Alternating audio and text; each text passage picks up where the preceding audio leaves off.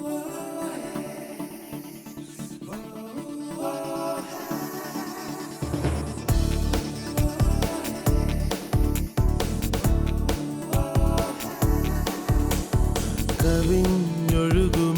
അനുഗ്രഹം നിറഞ്ഞൊഴുകുമി അനുഗ്രഹം കവിഞ്ഞൊഴുകുമി അനുഗ്രഹം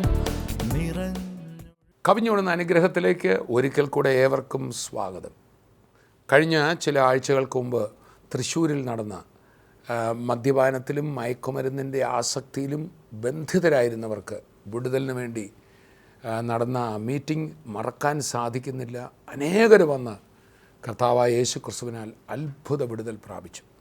നാളുകളായി മദ്യത്തിന് അടിമയായിരുന്ന ഒരു വ്യക്തിക്ക് നിങ്ങൾക്കങ്ങ് നന്നാകാൻ മേലെന്ന് ചോദിച്ചാൽ അവരെ കൊണ്ടൊക്കില്ലത്. അവരൊരു അടിമത്വത്തിലാണ്. അവർക്കൊരു വിമോചനം വേണം. അവരെ നല്ല ഉപദേശം കൊടുത്തതുകൊണ്ടോ മരുന്ന് കൊടുത്തതുകൊണ്ടോ ഒക്കെ ഒരു ചെറിയ സമയത്തേക്കുള്ളൊരു മാറ്റം. പക്ഷേ അതിഭീകരമായ ബന്ധനത്തിൽ മദ്യപാനത്തിൻ്റെയും അതുപോലെ മയക്കുമരുന്നിൻ്റെയും ഒക്കെ കെട്ടിനകത്ത് കെട്ടപ്പെട്ട് കിടന്ന 10,000 പേർ, ഞാൻ പറയുന്ന എണ്ണം അതിശയോക്തിയല്ല, 10,000 പേർ ഒരു മരുന്നും കൊടുക്കാതെ ഒരു ഡി അഡിക്ഷൻ സെൻ്ററിലും വിടാതെ യേശുവിൻ്റെ വചനം കേൾക്കുന്ന മാത്രമേ അവർ വിടുതലാകുക. പലപ്പോഴും പത്രങ്ങളോ ഒന്നും ഇത് റിപ്പോർട്ട് ചെയ്യാറില്ല. പക്ഷേ നമുക്ക് വേണം യാഥാർത്ഥ്യത്തിന് നേരെ കണ്ണടയ്ക്കാൻ. ചുറ്റുപാടും ഒന്ന് നോക്കി, യേശു ക്രിസ്തുവിൽ കൂടെ അത്ഭുത രൂപാന്തരം പ്രാപിച്ച മദ്യപാനത്തിൽ നിന്നും മയക്കുമരുന്നും വിടുതലായവർ നമ്മുടെ ചുറ്റും നിൽക്കുകയാണ്. അങ്ങനെയുള്ളവർ വന്ന് ആ തൃശ്ശൂർ മീറ്റിങ്ങിൽ സാക്ഷ്യം പറഞ്ഞു. അവർക്കെല്ലാം പറയാൻ ഒന്നേ ഉണ്ടായിരുന്നുള്ളൂ: യേശു തൊട്ടു, ഞങ്ങൾ സ്വതന്ത്രരായി. അത്ഭുത സാക്ഷ്യത്തിലേക്ക് പോകാം.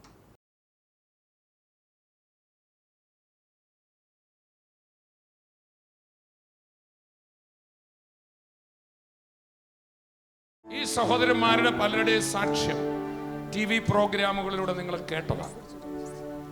ഇവിടെ മദ്യ വിമുക്ത ശുശ്രൂഷയ്ക്ക് വേണ്ടി അടിച്ച നോട്ടീസിൽ ഈ ബ്രദറിൻ്റെ സാക്ഷ്യമുണ്ട്, ഈ ബ്രദറിൻ്റെ സാക്ഷ്യമുണ്ട്, ഈ ബ്രദറിൻ്റെ സാക്ഷ്യമുണ്ട്, ഈ ബ്രദറിൻ്റെ സാക്ഷ്യമുണ്ട്, ഈ ബ്രദറിൻ്റെ സാക്ഷ്യമുണ്ട്. അവരുടെ രണ്ടുപേരുടെ ഇല്ല. ഞാനും മദ്യപിക്കുമായിരുന്നു, ഞാൻ പുകവലിക്കുമായിരുന്നു, കഞ്ചാവ് ഉപയോഗിക്കുമായിരുന്നു. എന്നാൽ ഭീകരമായി അടിമപ്പെട്ടു പോയിരുന്നില്ല. പോയനെ അതിനു മുമ്പ് യേശുവിനെ അറിയാനിടയായി. അപ്പൻ്റെ വീട്ടിൽ മടങ്ങി വന്നു. നശിച്ച എനിക്ക് പൊന്മോതിരം തന്നു, കാലിന് ചെരുപ്പിടുവിച്ചു, എനിക്ക് വേണ്ടി വിരുന്നൊരുക്കി. എന്നെ കർത്താവ് മാനിച്ചു. എല്ലാവരാലും തള്ളപ്പെട്ട എന്നെ ലോകരാജ്യങ്ങളിൽ കർത്താവ് മാനിച്ചു. ഹല്ലേലൂയ. സ്വർഗീയ വിരുന്നിൻ്റെ ആ അനുഭവം ഞാനും ഭക്ഷിച്ചുകൊണ്ടിരിക്കുകയാണ്. അതാണ് സ്വർഗീയ വിരുന്ന്. ഒരു സംഘടനയല്ല. സ്വർഗം തൻ്റെ മക്കൾക്ക് വേണ്ടി, മടങ്ങി വരുന്ന മക്കൾക്ക് വേണ്ടി ഒരുക്കുന്നു. കുഴഞ്ഞുപോയ മടങ്ങി വന്ന മക്കൾക്ക് വേണ്ടി സ്വർഗം ഒരുക്കിയ വിരുന്നിനെ കുറിച്ചാണ് ഞങ്ങൾക്ക് പ്രസംഗിക്കാനുള്ളത്. ഞങ്ങളൊക്കെ മദ്യപിക്കുമായിരുന്നു. പക്ഷേ ഇവർ മദ്യപാനം കൊണ്ട് ജീവിതവും കുടുംബവും തകർന്നു പോയവരാണ്. കുടുംബജീവിതവും വീടും നശിച്ചവരാണ് ഇവരിൽ പലരും. ആരോഗ്യം നശിച്ചവരാണ്. മരണം മുമ്പിൽ കണ്ടവരാണ്. ഹല്ലേലൂയ. എല്ലാ മദ്യവർജന പ്രസ്ഥാനങ്ങളെ ഓർത്ത് ഞാൻ കർത്താവിനെ സ്തുതിക്കുന്നു. അവർ ചെയ്യുന്നത് നല്ല വേലയാണ്. പക്ഷേ ഒന്ന് ഞാൻ തിരിച്ചറിഞ്ഞു, മദ്യ ആസക്തി എന്ന് പറഞ്ഞാൽ മദ്യത്തോടല്ല വ്യക്തിയുടെ ആസക്തി. അവൻ അടിമയായിരിക്കുന്നത്. അവനിലൊരു ദുഷ്ടശക്തിയുണ്ട്. ഈ ഷാജി ബ്രദർ എന്നോട് പറയും, ഒറ്റ മീറ്റിങ്ങിൽ സംബന്ധിക്കുമ്പോൾ തൻ്റെ ഭീകരമായ മയക്കുമരുന്ന് കുത്തിവെക്കുന്ന, ആരും കുത്തിവെക്കാത്ത എമൗണ്ട്, അത്ര ML ഓരോ ദിവസവും തൻ്റെ ശരീരത്തിൽ കുത്തിവെക്കുമായിരുന്നു. അന്ന് ഇതുപോലൊരു പ്രാർത്ഥനയിൽ സംബന്ധിക്കുമ്പോൾ ദൈവമക്കളിൽ ആരോ കൈവച്ചപ്പോൾ താൻ മറിഞ്ഞ് താഴെ വീണു. തന്നോട് പറഞ്ഞൊരു വാക്കുണ്ട്: ശരീരത്തുനിന്ന് എന്നെപ്പോലത്തെ തന്നെ വലിയ കറുത്ത രൂപം എന്നിൽ നിന്നും പുറപ്പെട്ടു പോകുന്നത് ഞാൻ ശരിക്കും എൻ്റെ കണ്ണാൽ ഞാൻ കണ്ടു. ഒരു പമ്പരം കറങ്ങി അത് വാനിഷായിട്ട് പോകുമായിരുന്നു. പമ്പരം കറങ്ങി പോകുന്ന പോലെ തോന്നി, അത് വാനിഷായിട്ട് പോയി. പിന്നീട് മദ്യത്തിൻ്റെയോ മയക്കുമരുന്നിൻ്റെയോ ഒരു ചിന്ത പോലും എൻ്റെ മനസ്സിലേക്ക് കടന്നു വരുവാനായിട്ട് സാധിച്ചു. ഞാൻ അത് 2003 തുടങ്ങിയത്. അതോടുകൂടി 2004 ആയപ്പോഴത്തേക്ക് എൻ്റെ ജീവിതം ശരിക്കും എൻ്റെ ശരീരം ചീഞ്ഞ് അളിഞ്ഞൊരവസ്ഥയിലായിരുന്നു. ഹൈദരാബാദ് പട്ടണത്തിൽ ഇദ്ദേഹത്തിൻ്റെ സാക്ഷ്യം നിങ്ങൾ കേട്ടതാണ്. ഒടുവിൽ മയക്കുമരുന്ന് ശരീരം മുഴുവൻ കുത്തിവെച്ച്, സാധാരണ എല്ലാവരും ഉപയോഗിക്കുന്നതിനേക്കാൾ വളരെയധികം, എത്ര ml എന്നാ പറഞ്ഞു, 65 ml കുത്തിവെച്ച് ഈ പൃഷ്ഠഭാഗം രണ്ടും ചീഞ്ഞളിഞ്ഞ് അത് രണ്ട് ഭാഗവും ഇപ്പോൾ ഒരു 2 കുഴികളാണ്. പച്ചയ്ക്ക് ഓപ്പറേഷൻ ചെയ്ത് കളഞ്ഞു. തനിക്ക് മയക്കാൻ അനസ്തേഷ്യ കൊടുത്താൽ മയങ്ങത്തില്ലായിരുന്നു, ഇതുപോലെ മയക്കുമരുന്ന്. ഒടുവിൽ പച്ചയ്ക്ക് 2 ഭാഗവും എടുത്തു കളഞ്ഞു. ഇപ്പോഴും 2 സുഷിരമാണ് അവിടെ ഉള്ളത്. താൻ ആ ചീഞ്ഞതിനകത്തേക്ക് വീണ്ടും കുത്തിവെക്കുമായിരുന്നു. ഒടുവിൽ സുബോധം നഷ്ടപ്പെട്ടു, കണ്ണിന്റെ കാഴ്ച, അല്ലേ? എനിക്ക് ഒരാളെ 3ആയിട്ടേ കാണാൻ സാധിക്കുള്ളൂ. കാഴ്ചയ്ക്ക് വലിയ പ്രോബ്ലം ഉണ്ട്. അങ്ങനെ ഇരിക്കുമ്പോഴാണ് ഒടുവിൽ ഒരു ദിവസം തൻ്റെ ഭാര്യ, ഒരു നേഴ്സാണ്, ഹൈദരാബാദിലായിരുന്നു ഇവർ, നോക്കുമ്പോൾ ഈ മകൻ നൂൽ ബന്ധമില്ലാതെ താഴെയുള്ള പന്നികൾ കിടക്കുന്ന സ്ഥലത്ത് മദ്യപിച്ച് ലക്കുകെട്ട് വീട്ടിൽ നിന്ന് എങ്ങനെ ഇറങ്ങിപ്പോയതാണ്, നൂൽ ബന്ധമില്ലാതെ അവിടെ കിടക്കുക. ആ സ്ഥലത്ത് പോയെന്ന് ഞങ്ങൾ ഈ മകൻ്റെ സാക്ഷ്യമെടുത്തായിരുന്നു. എന്നാൽ അടുത്ത പ്രാർത്ഥനയിൽ തന്നെ കൊണ്ടുപോകുമ്പോൾ ദൈവശക്തി തൻ്റെ മേൽ വന്നപ്പോൾ, യേശുവിൻ്റെ സ്നേഹം തന്നെ തൊട്ടപ്പോൾ, ഒരു കറുത്ത രൂപം തൻ്റെ ശരീരത്തിൽ ഇറങ്ങിപ്പോയി. എനിക്കൊരു കാര്യം ഉറപ്പാണ്, മദ്യപാനികളെ നിങ്ങൾ വെറുക്കരുത്, അവരെ നിങ്ങൾ വെറുക്കരുത്. അവർ സ്വയം അങ്ങനെ ആയതല്ല, അവരെ ഒരു ദുഷ്ടശക്തി പിടിച്ചു വച്ചിരിക്കുക. യേശുവിൻ്റെ നാമത്തിൽ സകല പിശാചും മുട്ടുമടക്കും. അങ്ങനെ ഈ മകൻ സ്വതന്ത്രനായി ഇന്ന് കേരളത്തിലെ ഏറ്റവും നല്ലൊരു ടൂർ ഓപ്പറേറ്ററായി ലോകരാജ്യങ്ങളിൽ വ്യക്തികളെ കൊണ്ടുവന്ന അനുഗ്രഹിക്കപ്പെട്ടൊരു ബിസിനസ്സിനോടൊപ്പം താൻ സുവിശേഷ വേല ചെയ്യുമ്പോൾ നമുക്ക് കരമടിച്ച് കർത്താവിനെ സ്തുതിക്കാം. ബ്രദർ സുനിൽ ഇന്ന് കർത്താവിൻ്റെ വേലയ്ക്ക് വേണ്ടി ഓടുമ്പോൾ ഈ തൃശ്ശൂർ പട്ടണത്തിൽ തന്നെ നശിച്ച വ്യക്തിയാണ്. തനിക്ക് കഞ്ചാവ് താൻ വളരെ വലിക്കുമായിരുന്നു, മദ്യപയോഗിക്കുമായിരുന്നു. ഒടുവിൽ തനിക്കത് പോരാഞ്ഞിട്ട് ഞാൻ കേട്ടത് കഞ്ചാവ് അരച്ച് ഉരുട്ടി വായിലിട്ട് ചവച്ച് നീരിറക്കിക്കൊണ്ടിരിക്കുമായിരുന്നു എപ്പോഴും. അതില്ലാതെ എനിക്ക് ഒക്കത്തില്ല. എപ്പോഴും ഇങ്ങനെ ചുരുട്ടി വലിക്കാനുള്ള പ്രയാസം കൊണ്ട് അത് അതേപോലെ തന്നെ വായിലിട്ട് ചവച്ച് കൊണ്ട് നടക്കുമായിരുന്നു. പുകലയൊക്കെ വായിൽ വെച്ച് ചവച്ചുകൊണ്ട് നടക്കുന്നു. അങ്ങനെ ഭീകരമായി അടിമപ്പെട്ടു പോയി. വീട്ടിലെന്താ നടക്കുന്നതെന്നറിയില്ല. ആ സമയത്ത് ഒക്കെ തൻ്റെ ഭാര്യ ആമവാദം വന്ന് വീട്ടിൽ തളർന്നിരിക്കുകയാണ്. ഭാര്യയുടെ രോഗം തിരക്കാറില്ല. അങ്ങനെ ഇരിക്കെ ഒരു ദിവസം ഇദ്ദേഹം നോക്കുമ്പോൾ തൻ്റെ ഭാര്യ മുറ്റമടിക്കുന്നു ചൂലെടുത്ത്. അദ്ദേഹത്തിന് അത്ഭുതമായി. എന്താണെന്ന് ചോദിച്ചപ്പോൾ ഞാൻ സ്വർഗീയ വിരുന്നിൻ്റെ TV പ്രോഗ്രാം കണ്ടു. ആ TV പ്രോഗ്രാം കണ്ടപ്പോൾ ആമവാദമുള്ളൊരു സഹോദരി സൗഖ്യമാകുന്നു, യേശു നിന്നെ തൊടുന്നു എന്ന് കേട്ട് ഈ സഹോദരൻ്റെ ഭാര്യ TV പ്രോഗ്രാമിലൂടെ ഇങ്ങനെയാണ് പറഞ്ഞത്, ആമവാദം പിടിച്ച് കടപ്പിലായ വ്യക്തിയെ, സഹോദരി നിന്നെ യേശു സ്നേഹിക്കുന്നു, നിന്റെ കുടുംബത്തെ യേശു വിടുവിക്കുന്നു, തകർച്ചയിൽ നിന്ന് നീ ഉയർച്ചയിലേക്ക് തന്നെയാ, നീ തിരിഞ്ഞു നോക്കണ്ട, യേശുവിനെ മുറുകെ പിടിച്ചോ.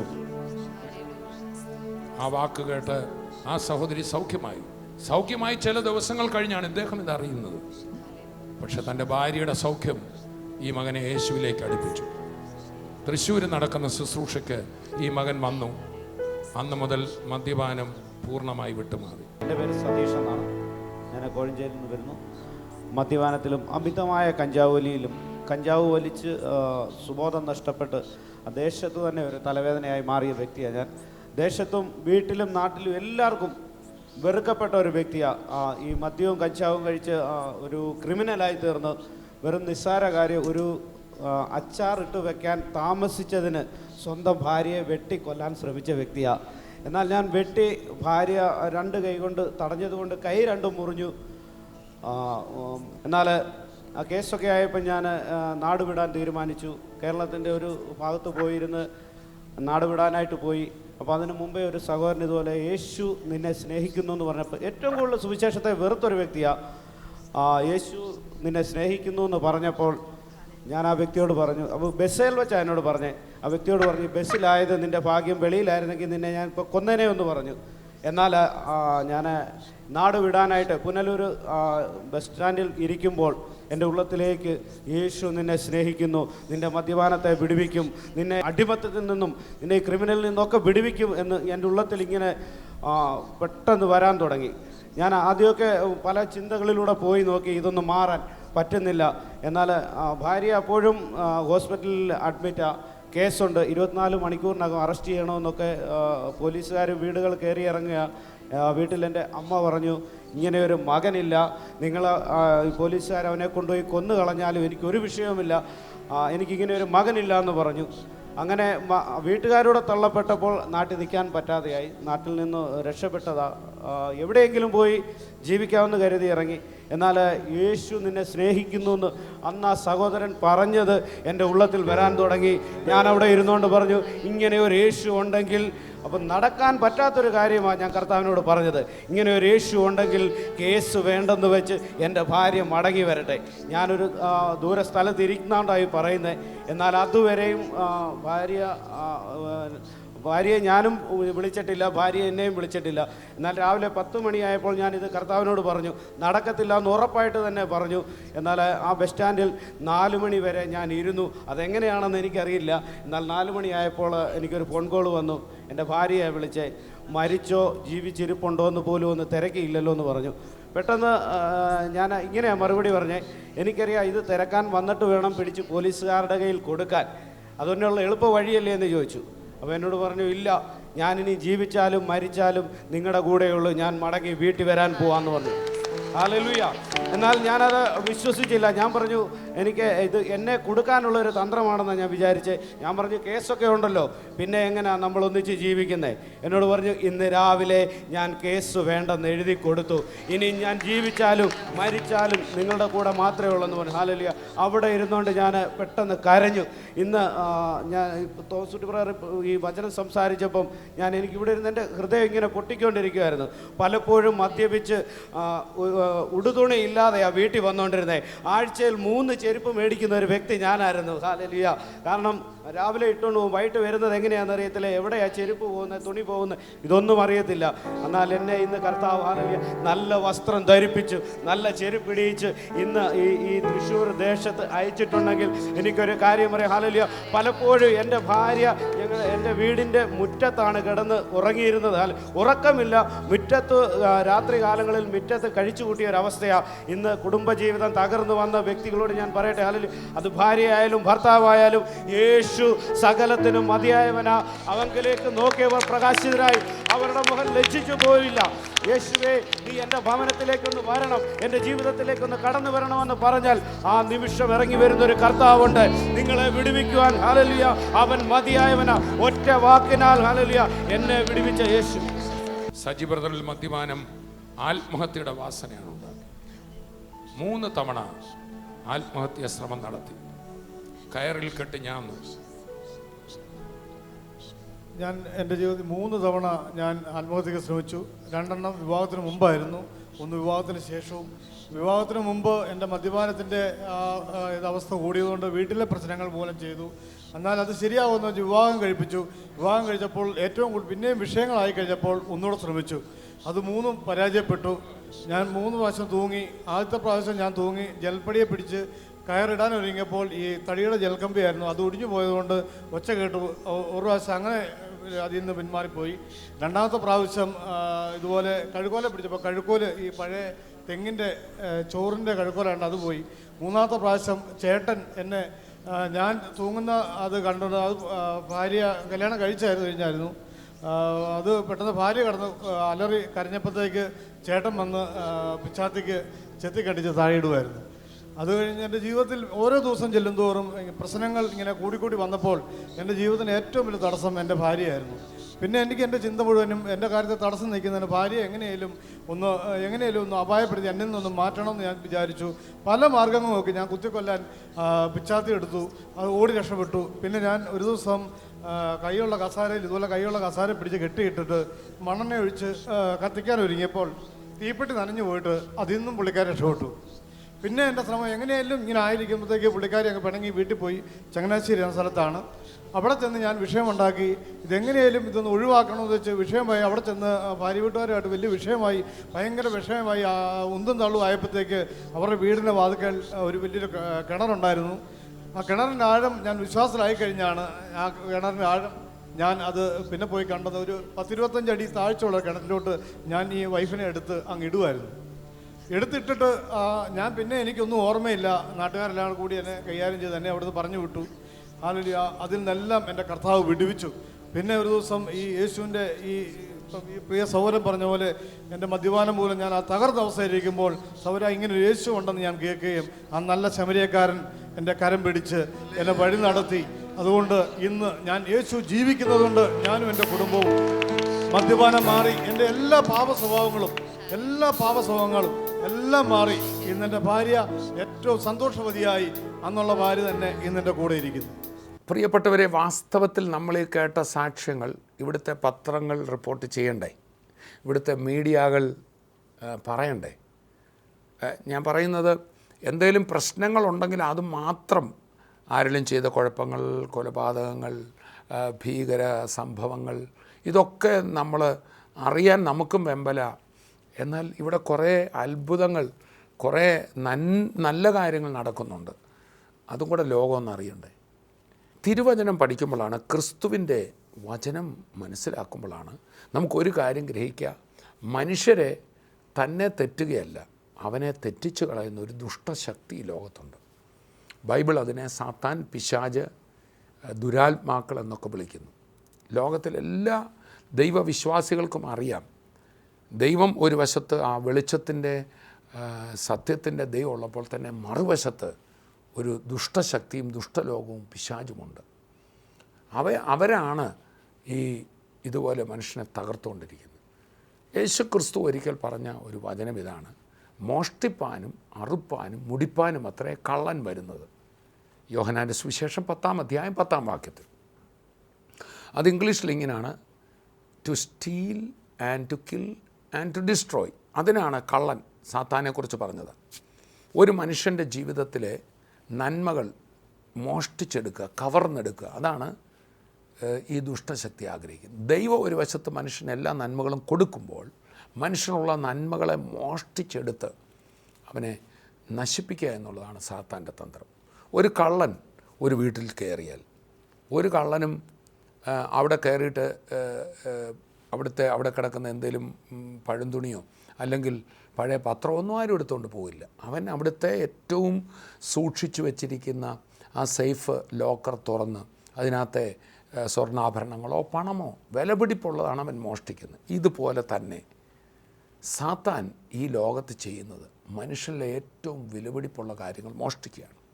മനുഷ്യരോട് ചോദിച്ചാൽ അവൻ്റെ ജീവിതത്തിൽ ഏറ്റവും വിലപിടിപ്പുള്ളതാണ് ഒരു നല്ല സമാധാനമുള്ള ജീവിതം, നല്ലൊരു ഭാര്യാഭർത്തൃ ബന്ധം, നല്ലൊരു ആത്മീയ ജീവിതം, മാത്രമല്ല അപ്പനും മക്കളുമായിട്ടുള്ളൊരു ബന്ധം, നല്ല ആരോഗ്യമുള്ളൊരു ശരീരം. ഇതിലെല്ലാം മനുഷ്യർക്ക് വലിയ വിലപ്പെട്ടതാണ് അവൻ്റെ ആത്മാവ്. ഈ ലോകത്തിനപ്പുറത്ത് സ്വർഗത്തിൽ പോകണം, ഇത് കഴിഞ്ഞൊരു ജീവിതമുണ്ട്, അവിടെ എത്താൻ പറ്റുമെന്നുള്ള ഉറപ്പ്. ഇതൊക്കെ ഉണ്ടായിരിക്കുന്നതല്ലേ ഏറ്റവും വലിയ സൗഭാഗ്യം. അതുകൊണ്ടാണ് യേശു പറഞ്ഞു, ഒരു മനുഷ്യൻ സർവ്വലോകവും നേടിയാലും തൻ്റെ ആത്മാവിനെ നഷ്ടമാക്കിയാൽ അവനെന്ത് പ്രയോജനം? മുഴു ലോകത്തിൻ്റെ പ്രഭുവ അലക്സാണ്ടർ ദ ഗ്രേറ്റിനെ പോലെ ഇന്ത്യ വരെയുള്ള ഭൂവിഭാഗങ്ങൾ പിടിച്ച് താൻ മടങ്ങിപ്പോകുമ്പോൾ മാസിഡോണിയയിൽ വെച്ചൊരു പനി വന്ന് താൻ മരിക്കുക. അന്ന് അലക്സാണ്ടർ പറഞ്ഞത് എൻ്റെ കരങ്ങൾ എൻ്റെ ശവപേടകത്തിന് വെളിയിൽ കിടക്കട്ടെ, എല്ലാവരും അറിയട്ടെ അലക്സാണ്ടർ ഇവിടെ ഒന്നും കൊണ്ടുവന്നില്ല, ഒന്നുമില്ലാത്തവനായി ഇതാ പോകുന്നു. അങ്ങനെ ഒന്നുമില്ലാത്തവരായി പോകുന്ന ഒരു ജീവിതമല്ല ദൈവം നമുക്ക് തന്നത്. നമുക്ക് ചിലത് അച്ചീവ് ചെയ്യാനുണ്ട്. നമ്മുടെ ഈ ചെറിയ ആയുസ്സിൽ നമ്മുടെ ആത്മാവിൽ രക്ഷ പ്രാപിപ്പാൻ സാധിക്കും. ഈ ലോകത്തിൽ ഒരു നല്ല ജീവിതം നടത്താൻ പറ്റും. മദ്യത്തിനും മയക്കുമരുന്നിനും ഒക്കെ അടിമയായി പിശാച് നമ്മളെ തകർത്ത് നമുക്കും ഭാരം, നമ്മുടെ വീട്ടുകാർക്കും ഭാരമായി മദ്യാസക്തിയിലും കുടുംബജീവിത തകർച്ചയിലും ജീവിക്കാനുള്ളതാണോ നമ്മുടെ ജീവിതം? കാലം മുഴുവൻ ഭർത്താവും ഭാര്യയും കൂടെ തല്ലുകൂടി മക്കളും സമാധാനമില്ലാതെ അലോഹ്യവും കലഹവുമായി തീരാനുള്ളതാണോ ഒരു നല്ല ജീവിതം? നോ.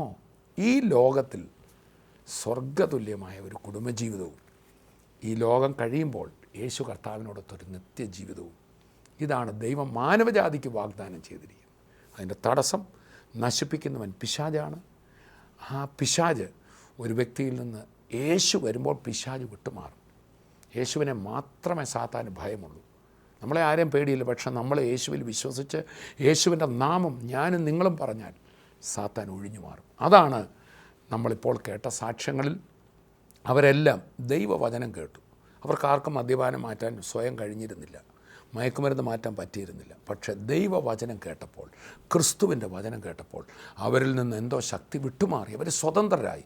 ഇന്നത് കേട്ടുകൊണ്ടിരിക്കുമ്പോൾ നിങ്ങൾ ആരുമാകട്ടെ, ജീവിതത്തിൽ പറ്റിയ തെറ്റെത്ര ഭയങ്കരമായിക്കോട്ടെ, ഭാര്യയും ഭർത്താവും അകന്നിരിക്കുക ആയിക്കൊള്ളട്ടെ, മദ്യപാനത്തിന് അടിമയായിക്കൊള്ളട്ടെ, മരണഭയമായിക്കൊള്ളട്ടെ, നിത്യതയെക്കുറിച്ച് ഒരു ഉറപ്പുമില്ല, പാപം ചെയ്തു എനിക്ക് നരകമേ കിട്ടത്തുള്ളൂ, ദൈവമുമ്പിൽ ഞാൻ ന്യായവിധി കിട്ടും, അങ്ങനെ ഇരിക്കുന്ന വ്യക്തി ആയിക്കൊള്ളട്ടെ, യേശുവിൻ്റെ നാമത്തിൽ ഞാൻ പറയും, ഇപ്പോൾ ഈ നിമിഷം ഈ TV പ്രോഗ്രാം കണ്ടുകൊണ്ടിരിക്കുമ്പോൾ, യേശുവേ എൻ്റെ ജീവിതത്തിലേക്ക് വരണമേ, എനിക്ക് പറ്റുന്നില്ല കർത്താവേ, എന്നെ ഒന്ന് മാറ്റണമേ എന്നൊറ്റ വാക്ക് ആത്മാർത്ഥമായിട്ട് പറഞ്ഞാൽ ക്രിസ്തുവിൻ്റെ ശക്തി ഇപ്പോൾ നിങ്ങളെ തൊടും.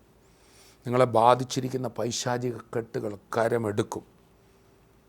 ആ യേശുവിൻ്റെ വെളിച്ചം ഹൃദയത്തിലേക്ക് വരുമ്പോൾ സാത്താന്മാർ ഭയന്ന് നിലവിളിച്ചോടും. നമ്മൾ തിരുവചനത്തിൽ വായിക്കുന്നു, യേശുവിനെ കണ്ട മാത്രയിൽ ദുരാത്മാക്കൾ അലറി വിളിച്ചു, ഓ ദൈവപുത്ര, ഞങ്ങളെ ദണ്ഡിപ്പിക്കാൻ വന്നു.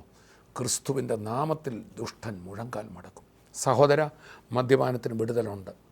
നിങ്ങളുടെ അകന്നുപോയ കുടുംബജീവിതം വീണ്ടും വിളക്കിച്ചേരും. വീട് വിട്ടുപോയ മകൻ മടങ്ങി വരും.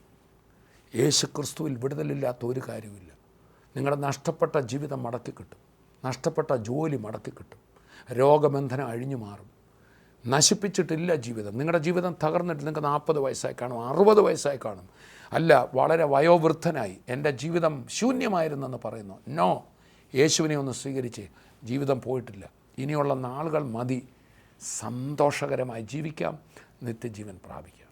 നമ്മൾ യേശുനാമത്തിൽ പ്രാർത്ഥിക്കുമ്പോൾ, നിങ്ങൾ മദ്യപാനത്തിൻ്റെ ബന്ധനത്തിലാണെങ്കിൽ നിങ്ങളുടെ ഒരു കരം വയറ്റിലൊന്ന് വെക്കണം.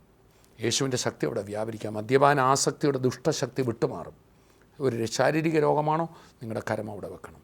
നമുക്ക് പ്രാർത്ഥിക്കാം. കർത്താവെ, ഞങ്ങളങ്ങേ സ്തുതിക്കുകയാണ്. കർത്താവിൻ്റെ അത്ഭുത ശക്തി ഇപ്പോൾ ഇത് കേൾക്കുന്ന ഓരോ മുറികളിലും നിറഞ്ഞു നിൽക്കുകയാണല്ലോ കർത്താവെ. യേശുവിൻ്റെ നാമത്തിൽ, in Jesus mighty name, I command every evil power, every spirit of addiction, I command leave the people. എല്ലാ ആസക്തിയുടെ ദുഷ്ടശക്തികളും വിട്ടുമാറട്ടെ. മദ്യപാനത്തിൽ ബന്ധിച്ച് നിരാശയിൽ തകർത്ത കുടുംബജീവിതത്തിൽ പ്രശ്നങ്ങളുണ്ടാക്കി, ക്രിമിനൽ സ്വഭാവങ്ങളൊക്കെ ഇട്ട് മയക്കുമരുന്നിൻ്റെ ആസക്തിയിൽ പിടിക്കപ്പെട്ടിരിക്കുന്ന മക്കൾ ഈ നിമിഷം യേശുവിൻ്റെ നാമത്തിൽ സൗഖ്യമാകട്ടെ. ദുഷ്ടശക്തികൾ വിട്ടുമാറട്ടെ. കർത്താവെ, ഇന്ന് അങ്ങയുടെ നാമം ഈ മക്കൾ വിളിക്കുന്ന നിമിഷം യേശുവേ എന്നൊന്ന് വിളിച്ച്, യേശുവേ എന്ന് വിളിച്ചുകൊണ്ടിരിക്കുമ്പോൾ തന്നെ വിടുതലാകട്ടെ. രോഗികൾ സൗഖ്യമാകട്ടെ. ഭയം വിട്ടുമാറട്ടെ. രോഗബന്ധനങ്ങൾ അഴിഞ്ഞു മാറട്ടെ. കടബാധിതരുടെ കെട്ടുകൾ പൊട്ടട്ടെ. മരണഭയം മാറട്ടെ. ആ വൈരാഗ്യങ്ങൾ, ക്രിമിനൽ സ്വഭാവങ്ങളൊക്കെ വിട്ടുമാറി പുതിയ സൃഷ്ടികളായി തീരട്ടെ എന്ന് പ്രാർത്ഥിച്ച് ഞാൻ ഈ മക്കളെ അനുഗ്രഹിക്കും. അത്ഭുത വിടുതലിനായി സ്തോത്രം. യേശുവിൻ നാമത്തിൽ തന്നെ ആമേൻ. നിങ്ങളെ കർത്താവ് വിടുവിച്ചിട്ടുണ്ട്. പഴയ ജീവിതത്തിലേക്ക് ഇനി പോകരുത്. ആ മദ്യത്തിൻ്റെ കുപ്പി ഇനി എടുക്കരുത്. ഒരു പുതുബലം നിങ്ങൾക്കുണ്ടായിരിക്കും. പണ്ട് നിങ്ങൾ നിർത്താൻ നോക്കി പറ്റിയില്ല, കാരണം സ്വയമാണ് നോക്കി. പക്ഷെ ഇപ്പോൾ ക്രിസ്തുവിനെ നിങ്ങൾ സ്വീകരിച്ചു. പരിശുദ്ധാത്മ ശക്തിയാൽ ഇനിയും നിങ്ങൾ ഉപേക്ഷിക്കണം. ഇനിയും നിങ്ങൾ അതെടുക്കരുത്. പക്ഷെ മുമ്പത്തെ പോലല്ല, നിങ്ങൾക്ക് ബലം ജയാളിയായിരിക്കും. നിങ്ങളുടെ ജീവിതത്തിൽ ലഭിച്ച മാറ്റം, ഒരു പുതിയ ജീവിതത്തിലേക്ക് കടന്ന അനുഭവം ഞങ്ങൾക്കും അറിയാൻ ആഗ്രഹമുണ്ട്. നിങ്ങൾക്ക് ലഭിക്കുന്ന സാക്ഷ്യങ്ങൾ ഞങ്ങളെ വിളിച്ചറിയിക്കണം. അടുത്ത TV പ്രേക്ഷക മീറ്റിങ്ങുകളിലൊക്കെ വന്ന് നിങ്ങൾക്ക് കിട്ടിയ വിടുതൽ അറിയിക്കണം. ഈ സാക്ഷ്യം മറ്റുള്ളവർ കേൾക്കട്ടെ, അവരും ഒന്ന് വിടുതലാകട്ടെ. യേശുക്രിസ്തുവിൽ വിശ്വസിക്കുന്നവർക്ക് ഈ ലോകത്തിൽ സന്തോഷകരമായ ജയകരമായ ജീവിതം മാത്രമല്ല, നിത്യജീവനുമുണ്ട്. സൗജന്യമായൊന്നും കൊടുക്കണ്ട. ക്രിസ്തുവിലുള്ള മഹാസന്തോഷത്തിൽ നമുക്കായിരിക്കാം. അടുത്ത എപ്പിസോഡിൽ കാണും വരെയും കർത്താവ് തൻ്റെ കൃപയിൽ നമ്മെ സൂക്ഷിക്കട്ടെ. I bless you in Jesus name. Amen.